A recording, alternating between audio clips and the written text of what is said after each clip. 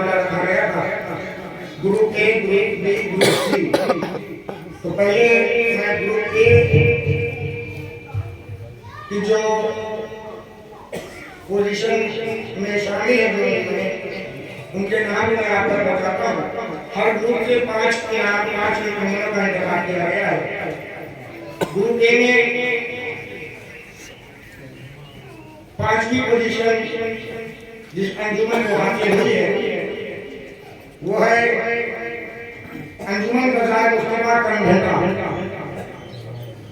5वीं position group A में। और ग्रुप ए में जो 11वीं पोजीशन 14वीं पोजीशन है वो है मोहम्मद दावत इस्लाम धर्मी कानून। थर्ड पोजीशन 3वीं पोजीशन जिस अंजुमन को हासिल है वो है अंजुमन मुसलमाने अहले बैत सराय हरा।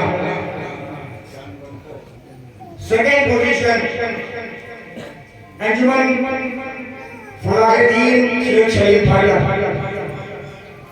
और अव्वल पोजीशन बहुत लोगों ने कौन है वो है अंजुमन दारूदिया भिका सागरी। नारे तकबीर।